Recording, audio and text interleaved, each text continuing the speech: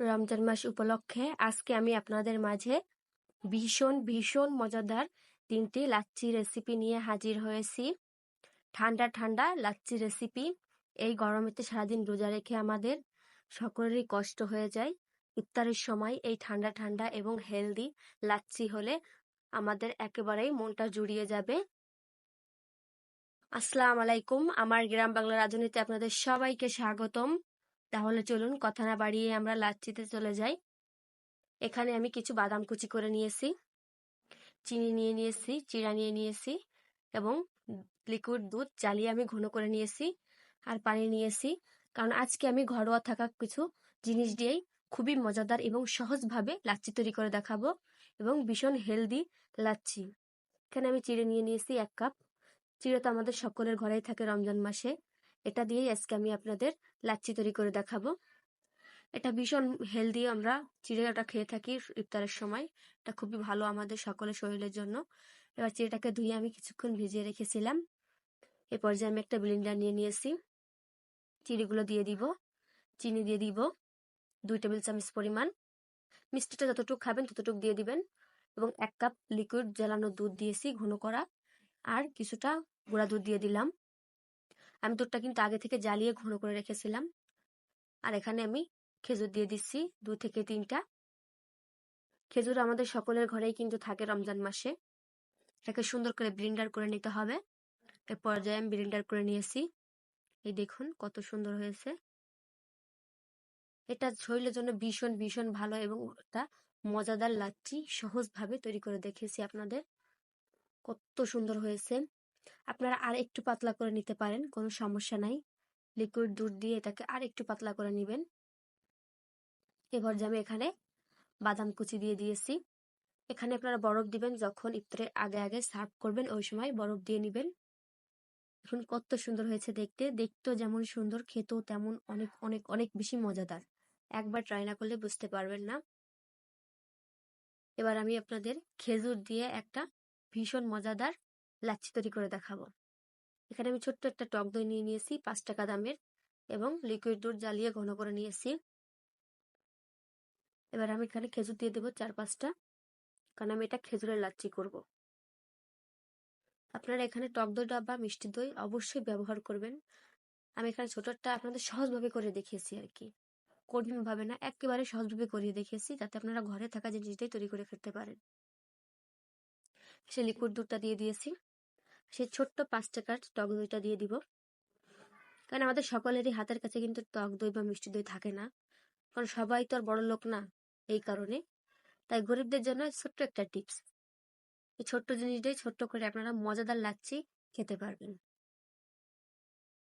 আর আমাদের যাদের ঘরে টক দই মিষ্টি দই থাকে সচরাচর, তারা অবশ্যই টক দই বা মিষ্টি দই দেওয়ার চেষ্টা করবেন। টক দইটা দিলে বেশি স্বাদ লাগে, এই জন্য টক দইটা দিবেন।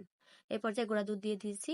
আর এখানে আমি সামান্য একটু মধু দিচ্ছি মিষ্টির জন্য, কারণ খেজুরিতে এমনি মিষ্টি হবে আর যে দুধটা দিয়েছে তাতেও মিষ্টি হবে, বেশি মিষ্টির প্রয়োজন নেই। কারণ যা থেকে অতিরিক্ত মিষ্টি কিন্তু খাওয়া যায় না, খুবই খারাপ লাগে খেতে গেলে। পর্যায়ে এটাকেও ব্লেন্ডার করে নিয়েছি। এই দেখুন কত সুন্দর হয়েছে। এই খেজুরের লাচ্ছিটা খুবই খুবই মজাদার এবং ভীষণ হেলদি একটা লাচ্ছি। একবার না খেলে বুঝতে পারবেন না।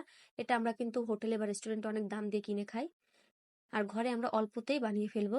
এবার আমি এখানে কিছু আইস দিয়ে দিচ্ছি। এটা দিলে কিন্তু অনেক বেশি খেতে মজা লাগে, ঠান্ডা ঠান্ডা অনেক বেশি ভালো লাগে। এখানে আমি একটু খেজুর দিয়ে এবং বাদাম দিয়ে ডেকোরেশন করে দিচ্ছি জাস্ট সৌন্দর্যের জন্য। এটা ভীষণ মজা। আমরা অনেক দাম দিয়ে কিনে খাই, আর ঘরে আমরা অল্পতেই বানিয়ে ফেলতে পারবো। আমার একটু শরীরটা খারাপ, এই কারণে আমার ভয়েসটা একটু খারাপ যেতে পারে, কেউ খারাপ কমেন্ট করবেন না। এরপর যে আমার আরেকটা লাচ্ছি তৈরি করে দেখাবো। এবার আমি কলার লাচ্ছি করে দেখাবো। সচরাচর আমরা সকলেই কলার লাচ্ছি খাই এবং খুবই পছন্দ করি। আর রমজান মাসে কলার লাচ্ছি হলে তো আমাদের অনেকেরই অনেকেরই অন্য কিছুর কোনো প্রয়োজন হয় না, কারণ কলার লাচ্ছি আমরা খুবই খুবই পছন্দ করি। এখানে আমি 2টা কলা দিয়ে লাচ্ছি বানাবো। আমি এখানে 2টো ছোট ছোট কলা নিয়ে নিয়েছি। আপনারা সাগর কলা দিয়ে তৈরি করতে পারেন, আমি জিন কলা দিয়ে তৈরি করেছি।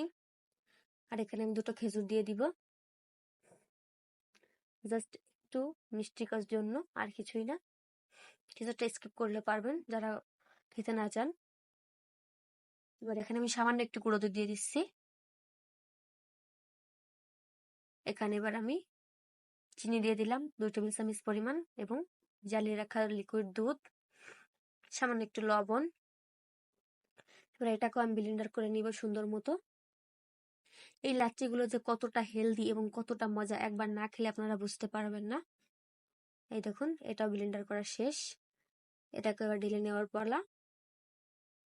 আমরা অনেক টাকাতে কিন্তু বাইরে থেকে কিনে খাই, একবার নিজে ঘরে তৈরি করে দেখবেন, অল্প খরচেই ভীষণ মজাদার লাচ্ছি ঘরে তৈরি করতে পারবেন। এখানে আমি আইস দিয়ে দিচ্ছি। আইস দিলে অনেক বেশি ভালো লাগে এটা খেতে। আমি এখানে একটু কলা পিস পিস করে কেটে জাস্ট ডেকোরেশনের জন্য দিচ্ছি। আপনারা এটা স্কিপ করলেও পারেন, কোনো সমস্যা নেই। এই লাচ্ছিগুলো ভীষণ ভীষণ মজাদার, একবার না খেলে বুঝতে পারবেন না। এটা খুবই খুবই খুবই মজাদার। অবশ্যই অবশ্যই আপনারা একবার ট্রাই করবেন, তা না হলে বুঝতে পারবেন না। আর আমার ভিডিও চ্যানেলে আপনারা যারা নতুন, অবশ্যই অবশ্যই চ্যানেলটি সাবস্ক্রাইব করবেন, লাইক কমেন্ট করবেন। আপনারা কমেন্টে আমি কিন্তু অনেক বেশি উৎসাহিত হই। এখানে আমি সামান্য একটু গুঁড়া দুধ দিয়ে দিয়েছি জাস্ট দেখার সৌন্দর্যের জন্য।